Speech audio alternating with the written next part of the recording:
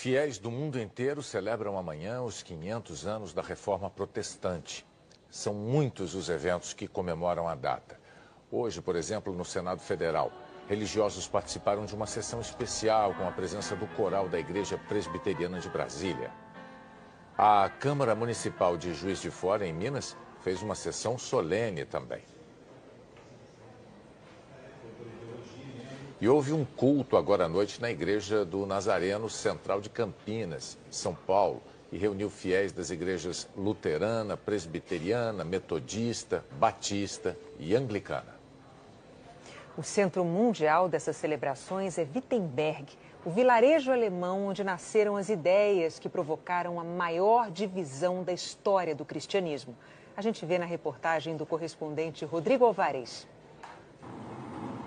No século XVI, num tempo em que as mentes humanas se iluminavam depois da Idade Média, o monge alemão Martinho Lutero se uniu a outros pensadores da Europa e denunciou os abusos que vinham sendo cometidos pela Igreja Católica, a qual ele também pertencia.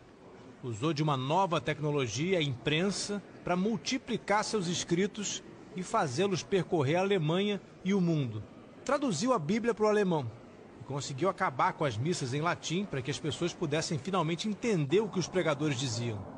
Lutero era revolucionário, mas não rompia completamente com a tradição cristã. Acreditava no terrível poder do diabo, pensava ser justo e necessário matar as bruxas nas fogueiras e acreditava profundamente nas ideias do apóstolo Paulo, afirmando que o justo viverá da fé, querendo dizer que a vontade humana não é livre para fazer o bem, porque Lutero dizia, não existe livre-arbítrio.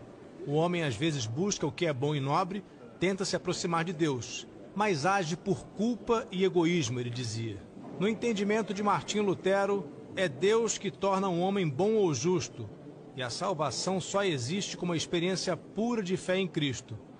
Os reformadores queriam, acima de tudo, sola scriptura, ou seja, fidelidade absoluta ao que dizem os evangelhos. Daí terem sido chamados de evangélicos ou protestantes. Doutor Lutero, como era conhecido por causa da formação acadêmica, vivia nesse antigo convento em Wittenberg. O interessante desse ambiente aqui é que ele nos faz voltar no tempo e imaginar o que acontecia aqui quando Lutero se reunia com estudantes, trabalhava, escrevia e principalmente pensava sobre a reforma que ele estava fazendo no mundo cristão.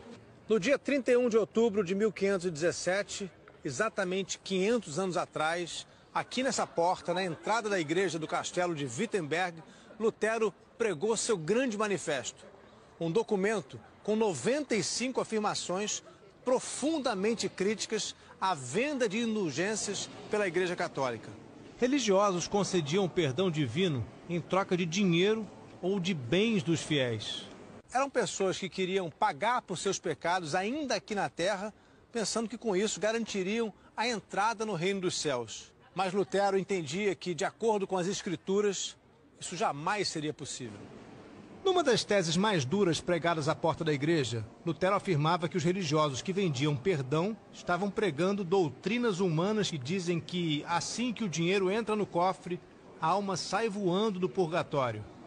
Por fim, Lutero atacava também a riqueza acumulada pelo Vaticano.